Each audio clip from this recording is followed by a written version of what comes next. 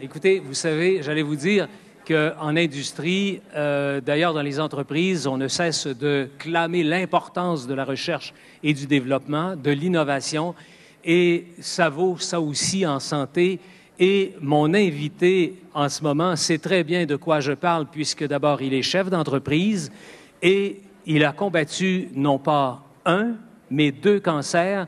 Daniel Couture, bienvenue d'abord. Bonsoir. Et dites-moi, Daniel, on est en 2003, vous avez 45 ans, 3 belles filles à la maison, et Exactement, ouais. Là se déclare un cancer des amygdales, et là on vous dit, vite Daniel, ça presse.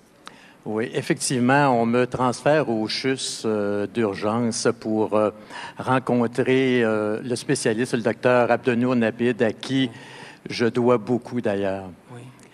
Il y a un protocole de recherche qui est en cours, puis là, vous tombez bien. Oui.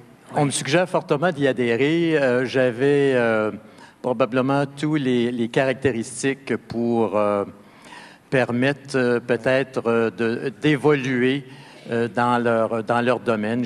Comme vous disiez si bien, j'avais 45 ans à ce moment-là, en affaires. J'avais déjà une bonne santé. Donc, j'étais un profil intéressant pour eux. Oui. Bien, moi, je vais vous dire ce qu'il me disait tout à l'heure. Je suis un homme d'affaires qui s'investissait énormément. On m'a dit que c'était probablement la cause de mon cancer et c'est finalement ce qui l'a sauvé parce qu'il s'est raccroché, parce que le deuxième cancer, celui-là, évidemment, c'est un cancer au poumon. Au poumon. Bon, je nous rassure tout de suite, au moment où on se parle, Daniel, la condition? Elle est excellente. Il n'y a plus rien. Oui, j'en suis la preuve vivante qu'il y a une belle vie après ces épreuves-là. Oui. Et vous me disiez, en tout cas, si vous doutez que vos dons donnent, que les dons que vous donnez, évidemment, ne portent pas. C'était le message que je voulais faire ce soir et c'est la raison de laquelle je suis ici. C'est qu'on donne souvent des petits montants et le lendemain, on a oublié. Mais on ne parle très peu des gens qui ont subi des épreuves et qu'est-ce qu'ils sont devenus quelques années après. Alors, donc, moi, j'en suis la preuve vivante que les dons se sont rendus au bon endroit. Oui. Bien, merci à vous. Maintenant, j'ai avec moi M. Daniel Couture et Mme Josée Falcon. M. Couture, vous êtes associé de près au CHU. De quelle manière, vous? J'ai des antécédents qui m'ont permis de connaître en profondeur et d'apprendre comment le CHU et spécifiquement le département de radio-oncologie de Sherbrooke peut être professionnel et apte à guérir plusieurs patients avec leur qualité de traitement. Je suis en rémission présentement de 2 cancers, un premier à l'oropharynx et un deuxième au poumon droit.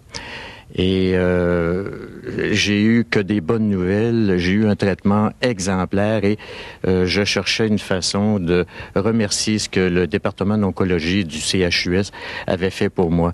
Alors on m'a demandé de présider un événement, une classique organisée par la Banque Royale, la RBC. Et cette activité-là permettait au président d'honneur d'amasser des fonds et de les remettre à une cause qui lui tenait à cœur. Alors, j'ai choisi d'emblée le groupe de recherche du docteur Nabid qui m'a sauvé la vie à 2 reprises. Et c'était un événement extraordinaire qui nous a permis d'amasser beaucoup d'argent. Avant de dévoiler ce montant d'argent-là, la Banque Royale est fière de s'associer au Téléthon du CHU. On est très content de s'associer au Téléthon du CHU, et d'autant plus que ce tournoi-là, comme M. Couture le mentionnait, nous permet de remettre les fonds à la cause du président d'honneur. Donc, c'est notre première année. Qui sait, peut-être qu'on sera de retour l'an prochain. Et au nom de la Banque, de M. Couture et du comité organisateur, on est très content de remettre un montant de 18 000 $. Bien, merci infiniment à vous aussi. Merci beaucoup, M. Couture. Et on espère que la Banque sera là l'an prochain. On y compte bien.